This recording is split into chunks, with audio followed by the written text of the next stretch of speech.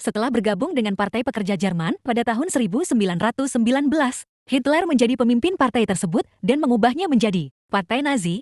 Ia memanfaatkan retorika nasionalis, antisemit, dan antikomunis untuk menarik dukungan. 2. Kudeta yang gagal. Pada tahun 1923, Hitler mencoba melakukan kudeta di Munich, yang dikenal sebagai Berhalputsch, tetapi gagal. Ia dipenjara dan menulis buku ideologinya, Mein Kampf Perjuanganku, di mana ia memaparkan rencana untuk Jerman dan keyakinannya tentang ras superior Arya. 3. Pemilu dan kekuasaan. Setelah depresi besar melanda dunia pada akhir 1920-an, Hitler memanfaatkan ketidakpuasan rakyat Jerman. Partai Nazi memenangkan dukungan luas, dan pada tahun 1933, Hitler diangkat menjadi kanselir Jerman. Tak lama kemudian, ia membubarkan institusi demokrasi dan membentuk negara totaliter. Awal mula Holocaust dapat ditelusuri melalui perkembangan ideologi antisemitisme kebencian terhadap Yahudi yang telah lama ada di Eropa. Namun, kebangkitan Partai Nazi pada tahun 1930-an membawa kebencian ini ke tingkat baru. Setelah Hitler menjadi kanselir Jerman pada tahun 1933, dia memperkenalkan kebijakan diskriminatif terhadap Yahudi yang semakin memperkuat marginalisasi dan dehumanisasi mereka. Penerapan Undang-Undang Nuremberg tahun 1935, hukum ini mencabut hak-hak warga negara Yahudi Jerman, melarang pernikahan antara Yahudi dan non-Yahudi, serta mendefinisikan siapa yang dianggap Yahudi berdasarkan keturunan. Kristallnacht tahun 1938, peristiwa ini dikenal sebagai malam kaca pecah, ketika properti milik Yahudi dihancurkan, sinagogi dibakar, dan ribuan orang Yahudi ditangkap atau dibunuh. Holocaust adalah peristiwa genosida yang dilakukan oleh rezim Nazi Jerman terhadap sekitar 6 juta orang Yahudi selama Perang Dunia II. Antara tahun 1941 hingga tahun 1945, Holocaust, yang juga dikenal sebagai Shoah dalam bahasa Ibrani, adalah salah satu kejahatan kemanusiaan terbesar dalam sejarah modern. Metode genosida, orang-orang Yahudi dipaksa tinggal di daerah khusus yang disebut ghetto, yang biasanya terisolasi, padat, dan memiliki kondisi hidup yang sangat buruk. Kamp konsentrasi dan kamp pembunuhan.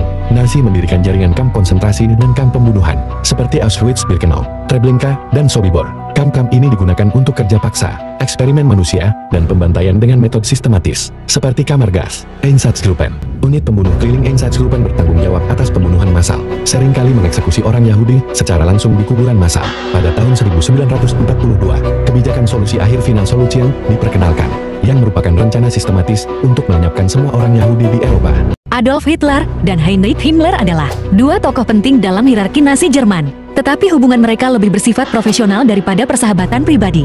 Himmler adalah pemimpin Schutzstaffel SS, organisasi paramiliter yang sangat berperan dalam implementasi kebijakan Nazi. Himmler sangat setia kepada Hitler dan memandangnya sebagai pemimpin tertinggi Jerman.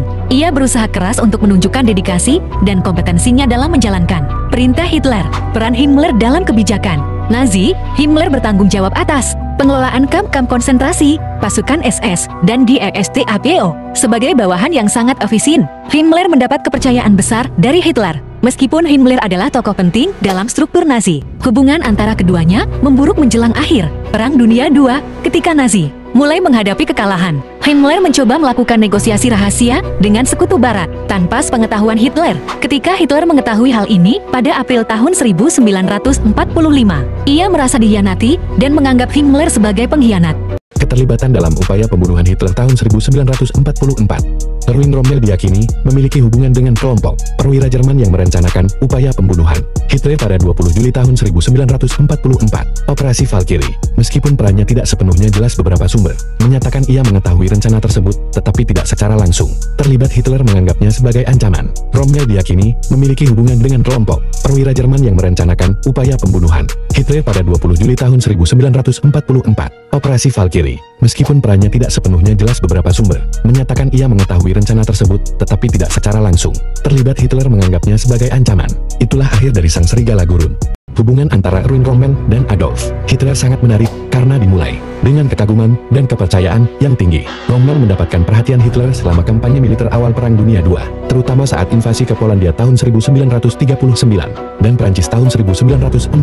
Kemampuan Rommel dalam memimpin pasukan dan kesuksesan militernya membuat Hitler menganggapnya sebagai salah satu jenderal terbaik Jerman. Pada tahun 1941, Hitler memberikan Rommel komando atas Afrika Korps, di mana dia menunjukkan kejeniusannya di medan perang gurun, sehingga mendapat julukan Desert Fox rubah gurun. Setelah kekalahan di Afrika Utara El Alamein, 1942, Rommel mulai menyadari bahwa Hitler sering membuat keputusan strategi, bertahan sampai mati. Rommel secara terbuka menentang keputusan Hitler setelah kekalahan besar Jerman di Afrika Utara dan Stalingrad. Operasi Valkyrie adalah rencana yang dirancang oleh sekelompok perwira militer Jerman Nazi selama Perang Dunia II untuk menggulingkan rezim Adolf Hitler dan Partai Nazi. Pemimpin utama, salah satu tokoh utama di balik rencana ini adalah Kolonel Klaus von Stauffenberg, seorang perwira militer yang kecewa dengan kebijakan Hitler, termasuk kekejaman terhadap Yahudi, dan keputusan strategis yang menyebabkan kehancuran Jerman. Rencana ini bertujuan untuk membunuh Hitler dan menggunakan jaringan militer untuk mengambil alih kekuasaan. Setelah pembunuhan, pemerintahan darurat akan dibentuk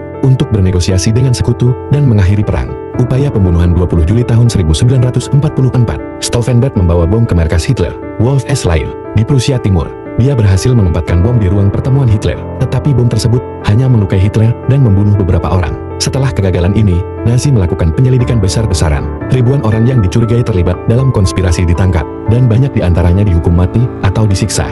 Dalam sejarah Nazi Jerman, selama Perang Dunia II, ada beberapa tokoh Muslim yang bekerja sama dengan Nazi. Amin al-Husaini, Mufti Besar Yerusalem, adalah salah satu tokoh Muslim terkenal yang bersekutu dengan Nazi. Dia tidak menjadi komandan militer, tetapi memainkan peran penting dalam propaganda Nazi untuk menarik dukungan Muslim di Timur Tengah. Ia mendukung pembentukan unit-unit Muslim dalam militer Jerman. Divisi Waffen-SS Hanskar adalah unit militer Nazi yang sebagian besar terdiri dari sukarelawan Muslim Bosnia. Divisi ini dibentuk sebagai bagian dari strategi Nazi untuk menarik dukungan Muslim di Balkan dalam melawan partisan. Nazi juga merekrut Muslim dari wilayah Kaukasus dan Asia Tengah untuk bertempur melawan Uni Soviet. Di beberapa wilayah pendudukan seperti Balkan atau Kaukasus, ada tokoh-tokoh Muslim yang bekerja sama dengan Nazi dalam peran lokal. Mereka lebih sering menjadi pemimpin administratif atau propagandis daripada komandan militer besar. Pengadilan Nuremberg adalah serangkaian pengadilan militer internasional yang diadakan setelah Perang Dunia II tahun 1945 tahun 1946 untuk mengadili para pemimpin utama Nazi Jerman atas kejahatan perang, kejahatan terhadap kemanusiaan, dan kejahatan terhadap perdamaian. Pengadilan ini dianggap sebagai momen penting dalam sejarah hukum internasional karena merupakan salah satu contoh pertama dari upaya kolektif untuk menuntut individu yang bertanggung jawab atas pelanggaran besar terhadap hukum internasional. Pengadilan ini diselenggarakan oleh International Military Tribunal IMT dan melibatkan jaksa serta hakim dari negara-negara sekutu. Dari 22 terdakwa utama, 12 dijatuhi hukuman mati, 3 dipenjara seumur hidup, 4 menerima hukuman penjara dalam durasi yang lebih pendek, dan 3 dibebaskan. Sebagian terdakwa seperti Göring bunuh diri sebelum eksekusi.